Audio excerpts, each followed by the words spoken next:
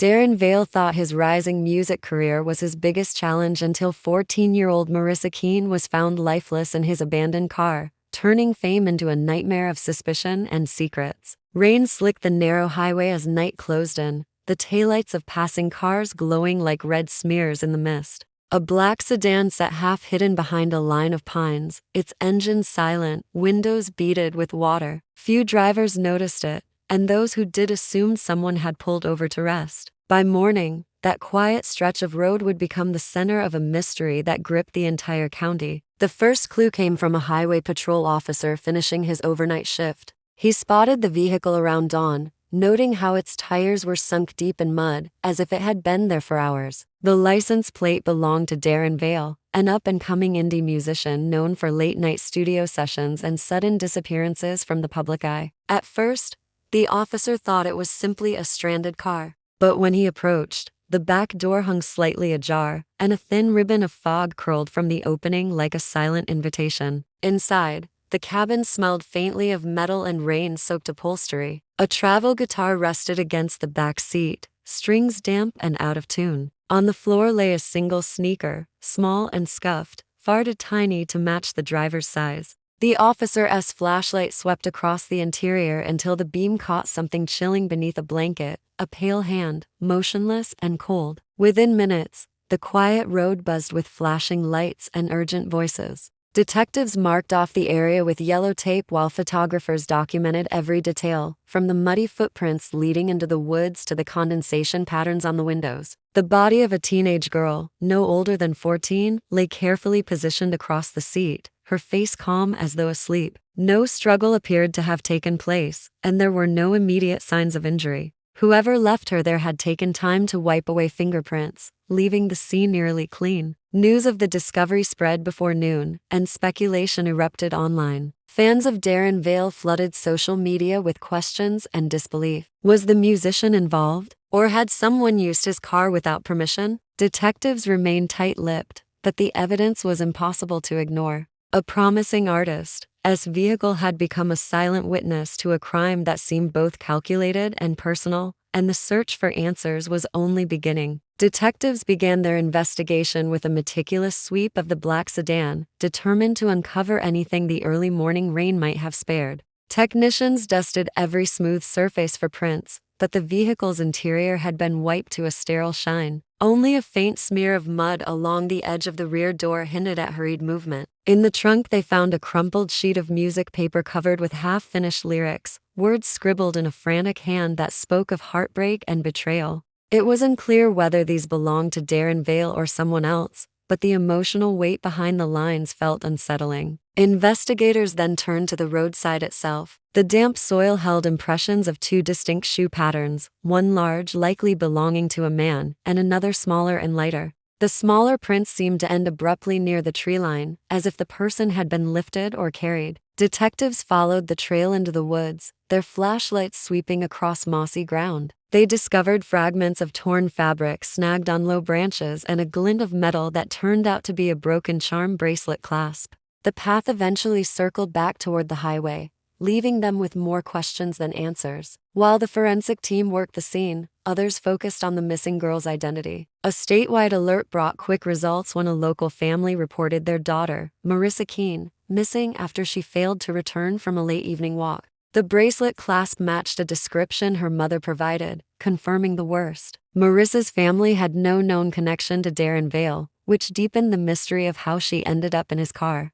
Detectives approached Daren's residence that afternoon. Neighbors described him as quiet, often disappearing for days while working on new music. His home studio door was locked, and his phone went straight to voicemail. A warrant was issued, and inside they found no trace of Marissa but plenty of odd details: a half-packed suitcase, receipts for gas stations hours away, and a calendar with certain dates marked only by cryptic symbols. Friends claimed Daren had seemed distracted lately, speaking vaguely about someone watching him and a need to get away before it was too late. As evening fell, the investigation widened beyond a single car and a single suspect. Evidence pointed to careful planning and perhaps more than one person involved. Detectives began to suspect that the scene had been staged to frame Daren or to draw him out of hiding. Either way, The case was no longer just a tragedy. It was a puzzle laid with deliberate intent, and the true perpetrator remained invisible in the shadows. The third day of the investigation opened with a swirl of conflicting leads. Detectives sifted through surveillance footage from gas stations and roadside cameras along the highways Daren Vale was known to travel. One grainy clip from 2 nights earlier showed his black sedan parked at a remote service stop. Beside it stood an unidentified figure in a hooded jacket, the face hidden by shadows. The footage offered no clear timestamp and no license plate details beyond a faint reflection, but the resemblance to Daren's vehicle was undeniable. Technicians enhanced the video frame by frame, hoping to capture a distinguishing feature, yet the hooded figure remained a blur, like a phantom moving just outside the edges of clarity. Meanwhile, digital forensics examined Daren's music files and personal laptop, retrieved from his studio. They uncovered encrypted folders filled with unfinished tracks, each labeled with cryptic titles that hinted at fear and pursuit. Watcher, Night Silence, Exit Plan. One audio file, only a few seconds long, played a low static hum followed by a faint whisper that no analyst could fully decipher. Whether it was an artistic experiment or a coded message, no one could say. The ambiguity only deepened the sense that Daren's life had become tangled in something larger than his career. Investigators also interviewed Marissa Keen's closest friends. They learned that in the weeks before her disappearance, Marissa had been fascinated by a mysterious online music collective that traded unreleased songs and secret concert locations. One username appeared repeatedly in her messages, Vale Watcher 7. Tracing the account led to a dead end. The IP trail twisted through multiple proxies and foreign servers, as if someone anticipated the pursuit. Detectives began to suspect a digital predator who had skillfully embedded themselves in music forums, using Daren's rising fame as a lure. A breakthrough came when a wildlife camera, set miles from the highway, captured Daren himself walking alone through the woods at dawn on the day his car was discovered. He looked disheveled and unsteady, carrying what appeared to be a guitar case. No sign of Marissa or anyone else was present, but the timestamp confirmed it was only hours before the patrol officer found the vehicle. This sighting shifted the narrative. Was Daren a fugitive, a victim, or a pawn? As the public devoured each new revelation, rumors multiplied. Some fans insisted Daren was innocent, claiming his art often blurred reality and performance. Others believed the evidence proved guilt. For the investigators, the puzzle only sharpened. Every clue suggested an intricate design, a trap laid by someone who understood how to turn obsession, music, and mystery into a weapon. Storm clouds rolled across the sky as investigators pressed deeper into the forest where the wildlife camera had captured Daren Vale. A search team moved methodically, combing the undergrowth for anything that might explain his solitary walk. Near a cluster of boulders they found a weathered campsite, a ring of ash where a fire had burned recently, a half-empty bottle of water, and scraps of sheet music weighted beneath a stone. The notes were smudged by damp earth, but the melody lines matched fragments from the encrypted files on Daren's laptop. It was clear he had been there, but why he chose such an isolated spot remained a mystery. While the search expanded, a parallel investigation unfolded in the digital realm. Cybercrime specialists traced the elusive Vale Watcher 7 account through layers of misdirection, finally landing on a small recording studio in a neighboring state. The studio's records revealed a string of late-night rentals paid in cash under various aliases. Security footage showed a different man altogether, tall, narrow-faced, with a distinct scar along his jaw. He often wore a hoodie pulled low, masking most of his features, but the scar was unmistakable. Detectives began to suspect that this stranger might be the real architect of the deception, someone deliberately framing Daren or exploiting his reputation. Forensics offered another clue when they re-examined the broken charm bracelet found in the woods. Under microscopic analysis, they discovered faint traces of theatrical adhesive, the kind used in stage makeup and costumes. It suggested the bracelet had been planted rather than lost in a struggle. Combined with the scrubbed fingerprints inside the car, the evidence pointed toward an elaborate staging designed to lure investigators down a false path. Meanwhile,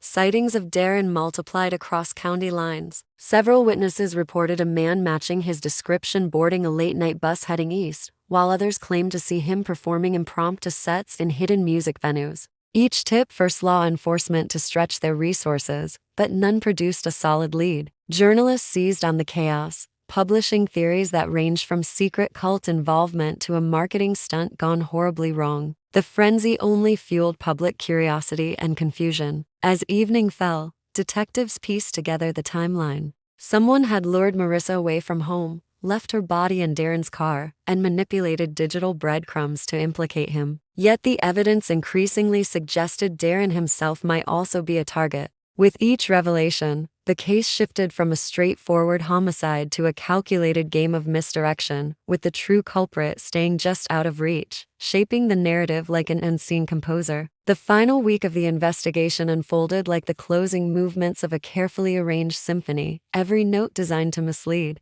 Detectives followed the trail to the out-of-state recording studio connected to the mysterious man with the jaw scar. Inside a dusty back room, they uncovered a cache of props, wigs, stage clothing, fake identification cards, and a portable hard drive. When the drive was decrypted, it revealed a meticulous archive of surveillance photos, audio recordings, and forged messages that mirrored Daren Vale's online presence. The perpetrator had studied Daren for months, replicating his digital footprint with uncanny precision. Among the files were doctored images placing Daren at crime scenes he had never visited and manipulated audio clips that could have been mistaken for his voice. Investigators realized they were dealing with a stalker who was both patient and technically gifted. Cross-referencing financial transactions from the studio's rental records, they tracked a trail of prepaid debit cards to a rundown apartment complex counties away. When the team arrived, the unit was empty but strewn with evidence of a hurried exit, a laptop wiped of data, scattered concert posters, and a single Polaroid photograph of Marissa Keen at a local park taken weeks before her disappearance. The back of the photo carried a cryptic note encore written in thick black ink. Meanwhile, a break came from an unexpected direction. A hiker found a discarded guitar case deep in the forest where Daren had been filmed. Inside were notebooks filled with Daren's own handwriting, charting his frantic movements after discovering that someone was impersonating him online. He described receiving anonymous messages warning him to stay silent or more would follow. The notebooks detailed his attempts to trace the stalker himself, explaining why he vanished and why he left belongings scattered in the woods. He had been trying to draw the predator into the open. With this evidence, authorities issued a public statement clearing Daren of suspicion. The revelation stunned the community, but the primary suspect, the man with the scar, remained at large. His precise identity was still unknown, and the last confirmed sighting placed him boarding a freight train heading south.